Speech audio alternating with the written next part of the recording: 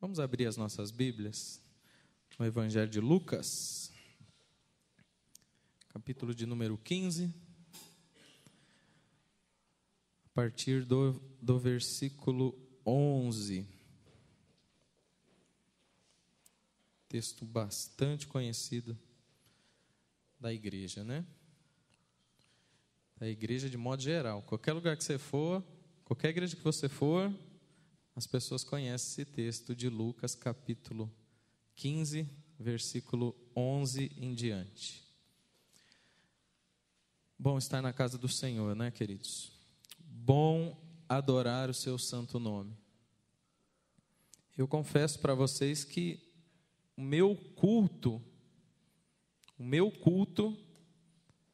eu já ofereci a Deus. O meu culto já está entregue a Deus. É lógico que Ele tem sempre algo mais a nos revelar, a nos ensinar por meio da sua palavra.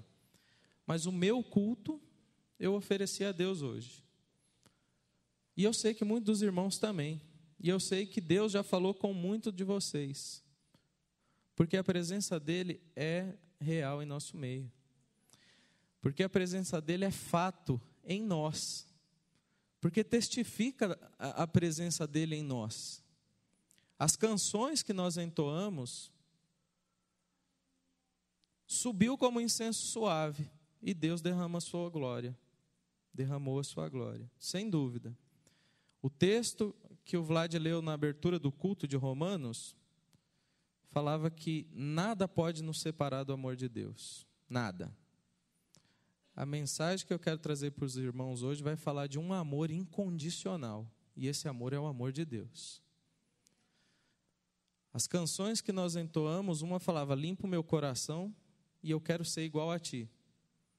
Nós temos uma caminhada tão longa para ser igual o que Cristo é, e é isso que eu quero compartilhar também com os irmãos hoje. O Fernando pegou aqui o celular dele, o texto bíblico, e leu um texto da entrada triunfal de Jesus em Jerusalém. E nós vamos esbarrar nisso também. Tudo isso que já aconteceu no culto, para mim, é Deus falando comigo, falando com a igreja. Eu não tenho dúvida de que Deus já tem falado aos nossos corações. Amém? Vamos ler o texto, então? Vamos falar, então, um pouquinho desse amor incondicional, da história de um pai com seus 2 filhos, né? É a parábola do filho pródigo, do filho perdido. Jesus continuou as suas parábolas, né? Um homem tinha 2 filhos. O mais novo disse a seu pai: Pai, quero a minha parte da herança. Assim ele repartiu sua propriedade entre eles. Não muito tempo depois, o filho mais novo reuniu tudo o que tinha e foi para uma região distante. E lá desperdiçou os seus bens, vivendo irresponsavelmente. Depois de ter gasto tudo, houve uma grande fome em toda aquela região. E ele começou a passar necessidade. Por isso foi empregar-se com um dos cidadãos daquela região, que o mandou para o seu campo a fim de cuidar de porcos. Ele desejava encher o estômago com as vagens de alfarrobeira que os porcos comiam, mas ninguém lhe dava nada. Caindo em si, ele disse: Quantos empregados de meu pai têm comida de sobra, e eu aqui morrendo de fome? Eu me porei a caminho e voltarei para o meu pai. E lhe direi: Pai, pequei contra o céu e contra ti. Não sou mais digno de ser chamado teu filho. Trata-me como um dos teus empregados. A seguir levantou-se e foi para o seu pai. Estando ainda longe, seu pai o viu e, cheio de compaixão, correu para o seu filho, o abraçou e beijou. O filho lhe disse: Pai, pequei contra o céu e contra ti. Não sou mais digno de ser chamado teu filho. Mas o pai disse a seus servos: Depressa, tragam a melhor roupa e vistam nele. Coloque um anel em seu dedo e calçados em seus pés. Traga o novilho e matem-no. Vamos fazer uma festa e alegrar-nos. Pois este meu filho estava morto e voltou à vida, estava perdido e foi achado. e começaram a festejar o seu regresso. Enquanto isso, o filho mais velho estava no campo. Quando se aproximou da casa, ouviu a música e a dança. Então chamou um dos servos e perguntou-lhe o que estava acontecendo. Este lhe respondeu: seu irmão voltou, e seu pai matou o novilho gordo, porque o recebeu de volta são e salvo. O filho mais velho encheu-se de ira e não quis entrar. Então seu pai saiu e insistiu com ele. Mas ele respondeu ao seu pai: olha, todos esses anos tenho trabalhado como um escravo a teu serviço e nunca desobedeci às tuas ordens. Mas tu nunca me deste nem um cabrito para eu festejar com os meus amigos. Mas quando volta para casa esse teu filho, que esbanjou os teus bens com as prostitutas, matas o novilho gordo para ele. Disse o pai: meu filho, você está sempre comigo e tudo que tem é seu. Mas nós tínhamos que receber a volta deste seu irmão e alegrar-nos, porque ele estava morto e voltou à vida. Estava perdido e foi achado. Aleluia. Curva a sua cabeça, queridos. Oh Deus, louvado seja o teu nome, por teu grande amor, por tua grandeza, por aquilo que tu és. Louvado seja o Senhor para sempre, Deus. Obrigado pelo privilégio de estar na tua casa e ser reconhecido como filho. Obrigado por esse tão grande privilégio, por tua palavra que vem aos nossos corações. Obrigado, Senhor, obrigado por esse culto, por essa reunião dos santos. Obrigado por tua palavra. Fala conosco mais um pouquinho, Senhor, por meio da tua palavra, pelo teu Espírito que habita em nós. Fala conosco, em nome de Jesus. Amém. A palavra de Deus é maravilhosa, né? Eu li e reli esse texto milhões de vezes hoje em casa, em 3 versões diferentes, para preparar alguma coisa. E lendo de novo, Deus fala conosco, né? Deus fala conosco. Queridos, o texto que lemos, ele é exclusivo do Evangelho de Lucas. Você não encontra ele em outros evangelhos. Ele faz parte, só aparece no Evangelho de Lucas. E é interessante que ele está bem no meio ali do capítulo 9 e do capítulo 19. O capítulo 9, Jesus sente a necessidade de ir para Jerusalém. Ele sabe, meus dias estão contados, eu sei disso, e eu preciso sair aqui da Galileia e ir para a capital, para Jerusalém. A promessa de Deus, a profecia de Deus que isso tem que se cumprir. Então, no capítulo 9 ele vai. É como se ele está figuramente subindo um morro, do capítulo 9 até o capítulo 15. No capítulo 15 está o texto que nós lemos. E tem até o capítulo 19 o que ele ainda vai enfrentar até chegar naquilo que o Fernando leu aqui, que é a entrada triunfal em Jerusalém. O capítulo 15, nesse contexto, é o ápice dessa caminhada de Jesus, né? Dos ensinamentos de Jesus nessa caminhada. Só não é o ápice porque a entrada em Jerusalém marca isso, né? Todo mundo dizendo: Hosana a Davi, Hosana ao filho de Davi, Hosana, esse é o Messias que nós esperávamos. Então o ápice dessa caminhada está lá. Mas no texto que lemos, antes do versículo 11, tem mais 2 parábolas que Jesus trabalha ensinando seus discípulos.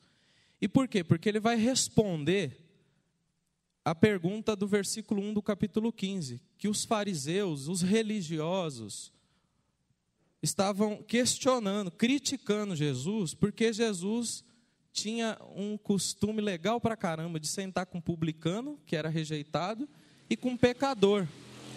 E o religioso não fazia isso, então eles começaram a criticar. Aí Jesus vem e conta uma parábola que fala da ovelha perdida. Em seguida ele fala de uma da moeda perdida, da dracma perdida, para depois falar dessa de um filho perdido. E no texto que a gente leu, nós vamos encontrar vários temas que nós poderíamos trabalhar, além de amor, da qual nós vamos falar. Nós poderíamos falar de alegria, porque tem festa, né, no contexto. Nós poderíamos falar de misericórdia, de tristezas, né, porque o pai tem uns filhos abençoados ali nessa parábola. Eu poderia falar de frustrações da parte do pai, da parte dos filhos. Nós poderíamos falar de morte, de ressurreição, mas nós vamos falar de amor. De amor, porque eu acho que o tema que mais se enquadra para esse texto que lemos não é a parábola do filho pródigo, mas seria a parábola de um pai com seus filhos, ou com seus 2 filhos pródigos, porque os 2 estão perdidos. E nós vamos ver se isso que eu estou falando é verdade ou não, né? O detalhe é descobrir quem está mais perdido. Se o que abandona a casa do pai ou se que fica na casa do pai. O detalhe é esse, vamos tentar descobrir. Essa história, essa parábola, ela vai nos ajudar também a ver que Cristo está revelando o amor de Deus na figura de um pai. Nos ajuda a enxergar, a ter a ideia correta de Deus como pai, cheio de amor, cheio de ternura e de misericórdia. Até porque ali dos ouvintes de Jesus, alguns tinham a ideia de que o Deus de Israel era um Deus severo, um Deus que gostava de castigar, era um juiz, era um Deus distante, um Deus impessoal. Então Jesus vem e traz essa parábola para responder esse monte de religioso também e mostrar que Deus é pai. E a gente precisa falar de Deus como pai e enxergar Jesus revelando esse Deus como pai, até porque muitas pessoas não têm um bom referencial de pai hoje, né? Algumas pessoas foram criadas por um padrasto que não assumiu o papel de um pai. E tem muitos padrastos que assumiram o papel de pai muito melhor que um próprio pai. Há pessoas que sofreram na criação com um pai. Sofreram.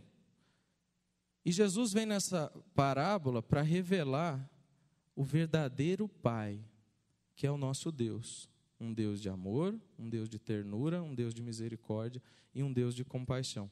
Jesus revela, então, um Deus que ama e que se relaciona. Jesus revela aqui nessa parábola uma nova imagem de Deus, não só para os judeus que achavam que Deus era severo, que castigava, mas traz uma imagem de Deus que ama incondicionalmente ainda hoje, independente da experiência paterna que nós tivemos na nossa caminhada. Deus nos ama incondicionalmente. A parábola então vai falar de vida, a parábola vai falar de relacionamento. E para a gente trabalhar essa parábola e ganhar tempo, eu vou falar em blocos, em partes. E a primeira parte da minha exposição, da mensagem, obrigado, você é maravilhosa, Deus te abençoe. Para quem não sabe, minha esposa, tá?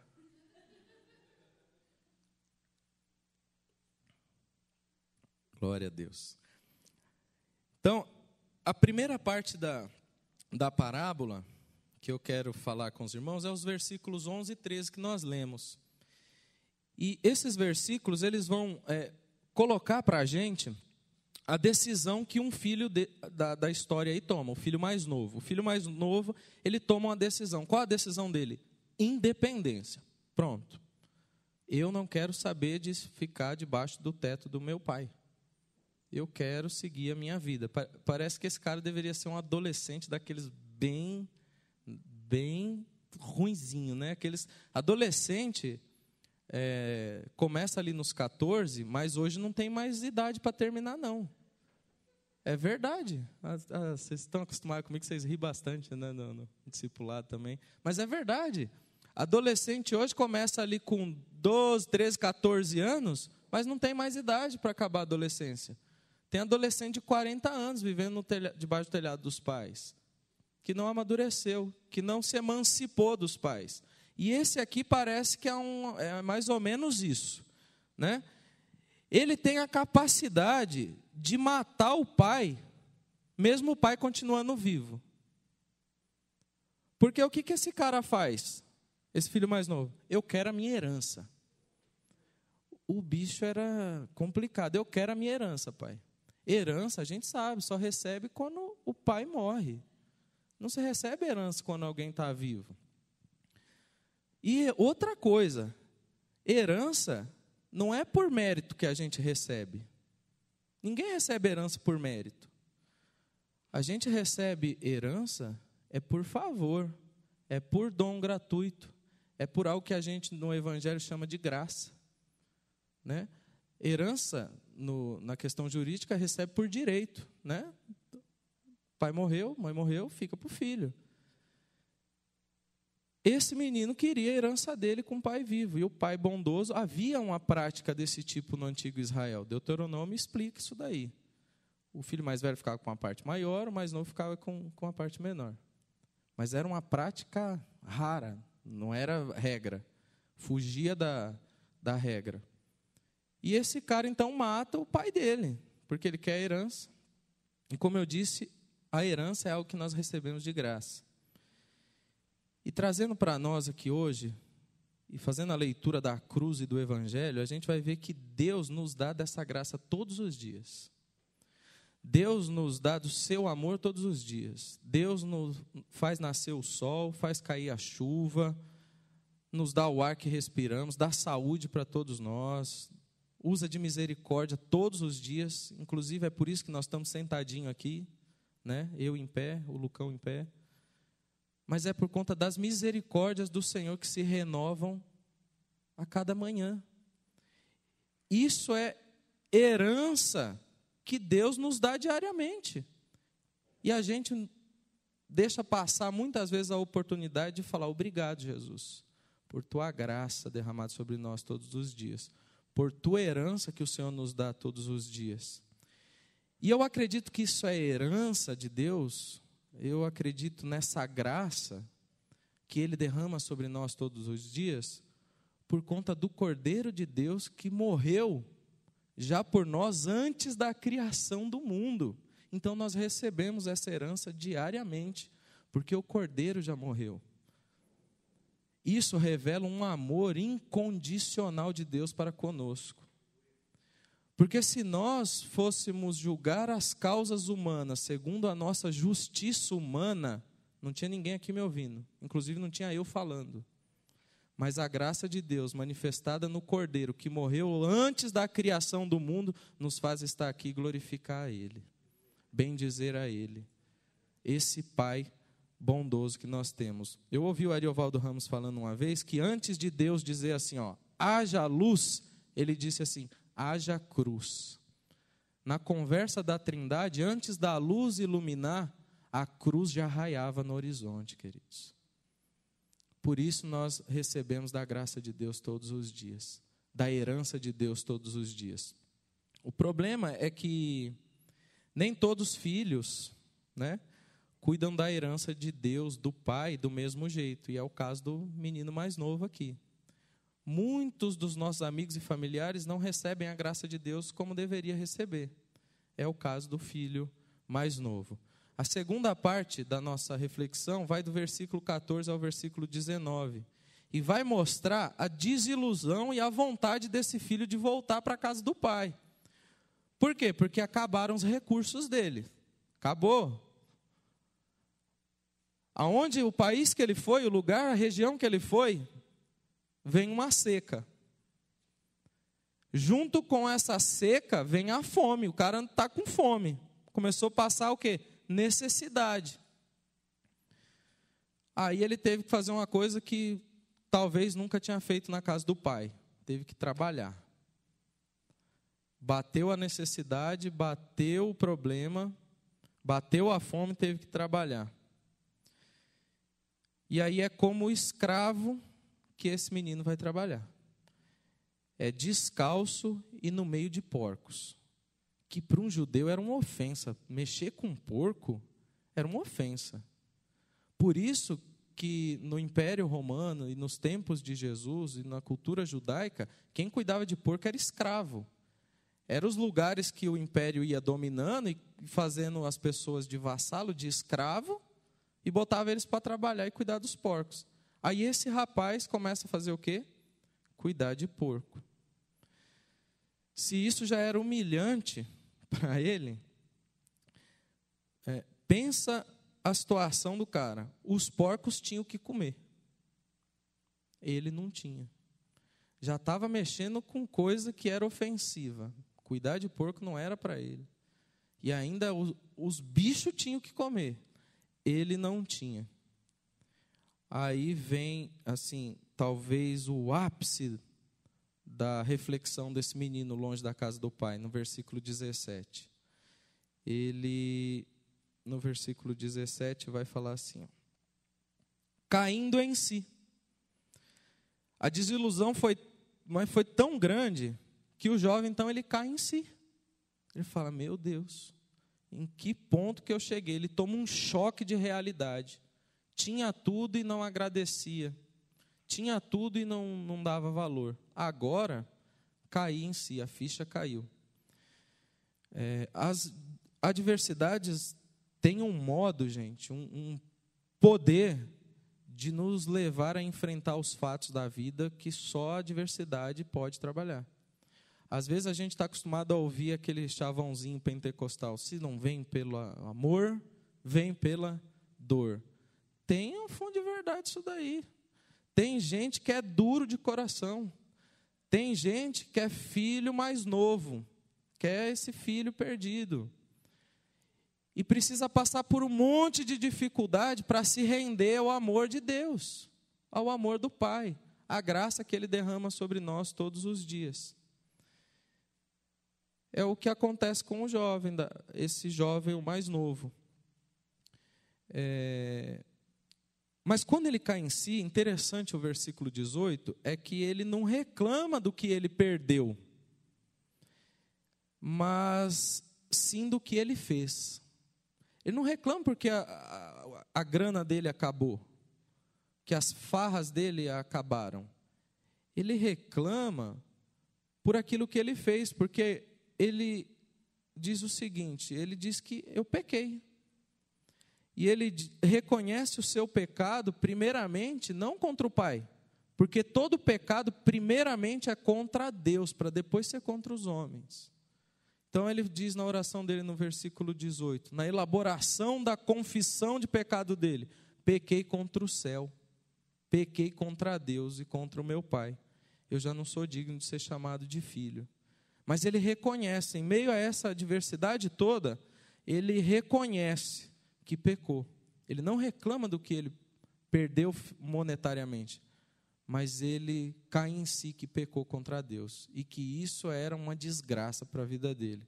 Então ele elabora um discurso todo bonitinho, né? Versículo 19, ele vai falar: eu vou voltar para casa, eu vou chegar no meu pai, vou falar que pequei contra o céu, contra o Senhor, meu pai, não sou mais digno de ser chamado seu filho, trata-me como um escravo. Já está de bom tamanho. E aí nós vamos para a terceira parte da nossa reflexão, que manifesta a alegria do pai em encontrar o filho mais novo novamente. O versículo 20 vai mostrar o seguinte: o filho ainda longe, ele não tinha chegado na casa do pai, ele estava longe. O pai observa ele, o pai enxerga ele, e o pai não espera o filho chegar. O pai corre em direção ao filho. O pai não dá nem tempo do menino falar o discurso que ele preparou no seu momento de angústia e sofrimento. O pai já abraça o menino. O texto diz que ele está cheio de compaixão. E essa compaixão é aquele sentimento que vem de dentro, é algo do íntimo do nosso ser. Ele está cheio dessa compaixão, corre de encontro ao menino, abraça o menino. E a ênfase do grego aqui é que ele enche o menino de beijo. Ele não queria nem saber o que o menino tinha para falar. A condição do perdão não estava relacionada à confissão de arrependimento, porque o Pai sempre perdoa, queridos. Deus sempre nos perdoa, antes mesmo da gente pedir perdão. Porque Ele nos ama. Porque Ele nos conhece. Ele nos perdoa. O filho não fala nada. Ele não fala nada porque o pai já tinha perdoado. Isso é graça, queridos. Isso é amor incondicional. Isso é algo que a gente não se explica, a gente desfruta. Porque Deus nos ama incondicionalmente. Aleluia. Eu acredito, queridos, que no exílio desse jovem, ele sofria muito, sabendo do distanciamento do pai. Por isso ele então elabora aquele discurso todo porque ele achava que o pai estaria bravo com ele. Ele achava que o pai ia estar zangado com ele. Ele achava que o pai ia estar aborrecido. Ele queria, com o discurso dele, despertar a piedade do pai, a bondade do pai. Mas ele é surpreendido. Ele é surpreendido com esse abraço, com esse beijo. A gente tem mania de achar que ser bonzinho agrada a Deus. A gente condicionou que Deus nos ama porque nós somos bonzinhos, porque nós somos santos. Deus nos ama porque nós somos pecadores, queridos. Deus nos ama porque nós precisamos da graça dele. E nós nos tornamos santos porque nós entendemos a graça dele e a gente fala, o mundo não tem o que me oferecer, eu quero Jesus, eu quero a graça dele. Não há o que a gente possa fazer para merecer o amor de Deus, mas ele nos ama. A graça de Deus é algo que a gente vive, queridos. A gente não compreende muito bem. A gente tem lampejos dela, mas a gente desfruta dela. Porque é algo incompreensível. Ele é surpreendido também no fato de que ele queria, no discurso dele, ser um escravo. Mas o pai não deixa nem ele falar. Aí o pai fala o seguinte, versículo 22, né? O pai recebe o filho não como escravo, mas como filho. Chama os funcionários e fala assim, primeiro, põe uma roupa no menino, ele está sem roupa. Isso aí não é roupa de um filho meu. Põe uma roupa nele. Roupa dava garantia que aquele rapaz era filho daquele homem. Era uma posição de filho. Faz o seguinte, traz o anel da família, põe no dedo do menino. Ele não vai ser escravo, ele é meu filho. E o anel indica autoridade. Ele ia voltar como filho, ia cuidar dos bens do pai. Põe calçado no pé do menino, porque quem anda descalço é escravo, e ele é meu filho. Ele não é escravo. Pega o novilho gordo, não pega o cabrito raquítico, pega o novilho gordo, aquele preparado para a festa. Porque quem estava morto ressurgiu. E nós vamos celebrar, porque o filho voltou para a casa do pai. Esse teor de mensagem parece sempre para desviado, né? O termo até chulo que a gente cristão usa. Não deveria usar desviado, mas afastado do evangelho, distante de Cristo. Desviado é estranho, não é? Parece um teor de mensagem para esse tipo de pessoa que está afastado. Mas não, queridos, é para nós. É para mim, é para você. Porque na nossa caminhada, muitas vezes a gente se identifica com o filho perdido, com esse filho mais novo. Mas Deus nos ama incondicionalmente e não cobra a herança de volta. Até aqui nós vemos a relação, então, do pai com o filho mais novo e do filho mais novo com o pai. Do 25 ao 28, nós vamos ver a reação do filho mais velho. Por isso que eu disse que o tema da parábola, ele não deveria ser o filho perdido, o filho pródigo, mas o pai com seus dois filhos, porque os dois estão perdidos. E nós vamos ver o porquê. Quando o filho, o mais velho, fica sabendo do motivo da festa, ele fica com raiva. Vocês leram aí comigo, né? Mas que coisa, está fazendo festa para aquele lá? Ele fica nervoso. Ele não quis participar da festa que o pai estava dando. Ele se fecha em si mesmo. Ele não entende a alegria do pai. Isso é um sinal, queridos, que mesmo vivendo na mesma casa, ele não conhecia o pai dele. Ele não teve condições de, nessa ausência do irmão mais novo, perceber a tristeza do pai. O pai que ficava na varanda o tempo todo esperando o filho voltar. Porque é isso que o pai fazia. O perdão já havia no coração do pai há muito tempo. O filho em casa não percebia a tristeza do pai. Isso mostra que o filho mais velho não tinha intimidade com o pai, morando no mesmo lugar. E tem gente que bate cartão quinta, domingo na igreja, em outras atividades da igreja, e ainda não tem intimidade com o pai. Se veste de máscara, de religiosidade, e não conhece o Deus que a gente serve. No domingo, eu encerrei o culto aqui, depois da mensagem do Fernando, falando um negócio e eu vou compartilhar de novo. De que se nós cantamos para Deus, se nós glorificamos a Deus, para sermos abençoados por Deus, nós colocamos um rótulo de Deus num ídolo. Isso não é Deus, é ídolo.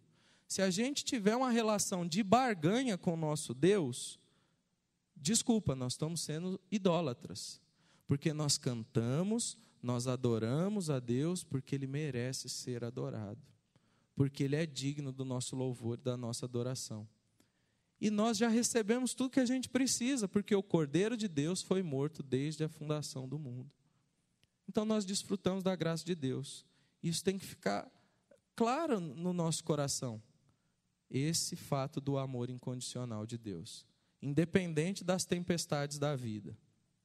E esse menino era um bom religioso, estava lá e não conhecia o coração do pai. Ou nunca se esforçou em alinhar o coração dele com o coração do pai. Não percebeu a tristeza do pai. Parece que o filho mais novo conhece melhor o pai do que o filho mais velho. Porque na parábola a gente vê um filho arrependido entrando na casa do pai, recebendo tudo que o pai tem para dar. E o mais velho não quer entrar na casa. O mais velho foge da festa, se fecha em si mesmo. Ele não nota que o pai o ama também. Ele não prestou atenção que o pai também o ama.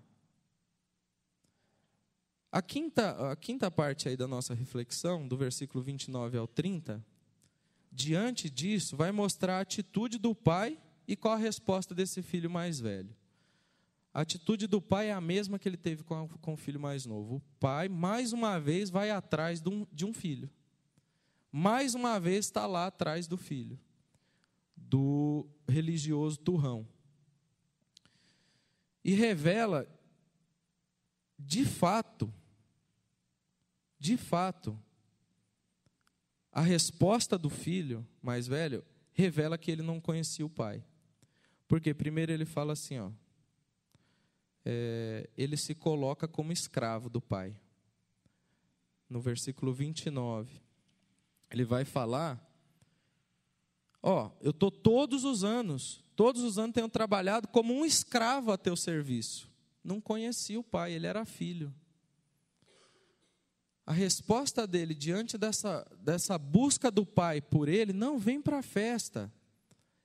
Demonstra que ele não conhecia o pai. Ele se sentiu um escravo dentro da casa do pai. A religião faz isso. A religião põe um monte de regra para a gente servir a Deus. A religião enche a gente de porcaria, de ritual. A gente tem que fazer um monte de coisa para Deus se agradar de nós. E eu já disse, não precisa. Nós precisamos compreender o amor de Deus incondicional.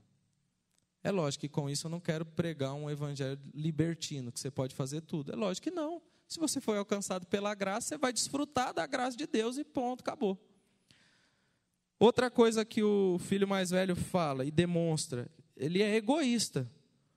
Porque na festa dele, entre aspas, ele fala assim, ó, só vai ter os meus amigos, os iguais, os que falam igual a mim.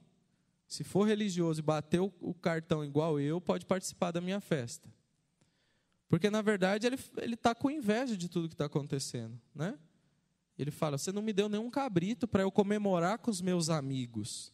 Ele não queria compartilhar a alegria do pai, mas ele pensava em ter festa com os amigos. Não conhecia o amor do pai. E ele ainda faz outra coisa, ele mata o irmão. Porque ele não chama o irmão de irmão. Na conversa com o pai, ele fala assim, para esse aí você matou o novilho gordo. Olha como ele chama o irmão, para esse aí. Para esse teu filho. Oxe, você está falando do seu irmão.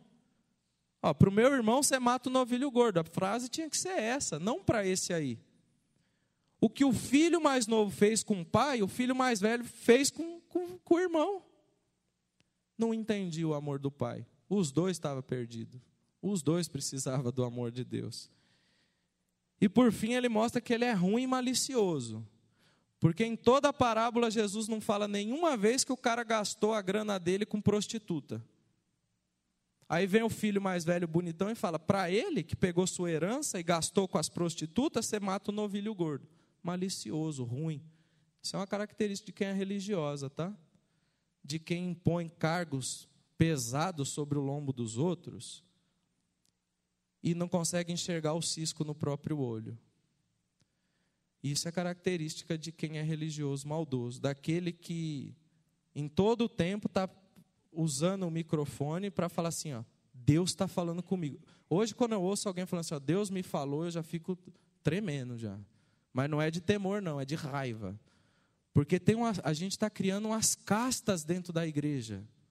Nós estamos criando um hinduísmo evangélico. Deus nos livre disso, queridos. Deus nos livre dessa desgraça. E nos dê da sua graça e que a gente desfrute da sua graça, da sua maravilhosa graça. E para a gente terminar, o último bloco aí, a última parte da nossa reflexão, diante de tudo isso que o filho mais velho apresenta então para o pai, nas suas palavras, nós vamos ver a resposta do pai. Porque a palavra final, queridos, nas nossas vidas, é sempre do pai. A gente pode bater o pé, a gente pode ser o filho mais novo, a gente pode ser o filho mais velho. A palavra final é sempre de Deus. A palavra final é sempre do pai. E da mesma forma, então, como o pai não dá muita atenção para o discurso do filho mais velho, mais novo, os argumentos do filho mais novo, ele também não dá muita atenção para esses argumentos do filho mais velho. E o versículo 31 mostra isso. Olha o que o pai responde para o filho. Meu filho, você está sempre comigo, e tudo o que tenho é seu. Mas nós tínhamos que celebrar a volta desse seu irmão e alegrar-nos, porque ele estava morto e voltou à vida. Estava perdido e foi achado. O pai não está... Imagina se o pai levasse em consideração as palavras do filho. Imagina se muitas mães levassem em consideração as atitudes dos filhos. Elas não fariam fila na porta dos presídios.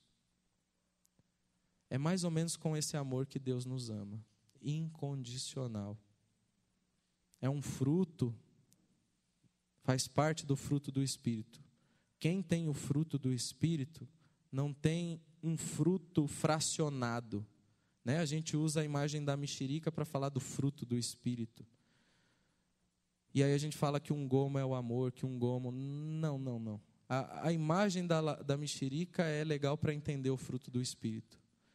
Mas em cada gomo tem amor, tem paz, tem fé, tem longanimidade, tem temperança. Em cada gomo, o fruto é completo, não é fracionado. E a gente compreende o amor de Deus um pouquinho nessa parábola. A gente compreende um pouquinho do amor de Deus nessa parábola. O filho mais velho realmente não tinha consciência de que sempre esteve com o pai. E que sua alegria era estar em sua presença e desfrutar de tudo que o pai tem. A alegria do filho mais velho deveria ser essa na ausência do filho mais novo. A nossa alegria tem que ser aquela de que Jesus disse: eu estarei convosco todos os dias até a consumação do século, me curando ou não, me abrindo porta de emprego ou não, eu estou convosco. Não é por sentir, não é por experiência, isso tudo é muito bom, mas nós temos que confiar que Ele está conosco todos os dias. Aliás, para nos, ou mais, né? Não aliás, mas mais, para nos fazer viver uma vida abundante, porque Ele diz que eu vim para que tenham vida e a tenham em abundância. E a história acaba aqui então, queridos, e nós não sabemos, depois dessa lavada que o pai dá nos filhos, qual é a resposta do filho mais velho, né? A parábola acaba aí. O filho mais novo a gente sabe, do filho mais velho a gente não sabe. E por que essa resposta quem tem que dar somos nós? Eu acho que a resposta para o desfecho dessa parábola, quem tem que dar somos nós. Seja nós nos identificando com um filho mais novo, seja nos identificando com um filho mais velho. Eu tenho que perguntar para mim, como eu tenho respondido a esse amor incondicional de Deus? Eu aprendi com as cabeçadas da vida a desfrutar da graça de Deus agora? Ou eu vou continuar vivendo de máscara, né? Ou eu vou continuar vivendo como se tudo estivesse bem, mesmo dentro da casa do Pai, mas está tudo errado. Hoje nós temos a oportunidade, queridos, de nos prostrar diante de Deus e falar que, Senhor, tem misericórdia de mim. Eu quero desfrutar do teu amor incondicional. Esse amor de Deus é um desafio contínuo, queridos, para nós. É um desafio para o nosso egoísmo. É um desafio para a nossa prepotência. Esse amor incondicional de Deus é um desafio para nós pormos ele em prática no dia a dia. Esse amor incondicional de Deus nos deixa até envergonhados. Mas nós cantamos, quero ser igual a ti. Que comece pelo amor. Amém?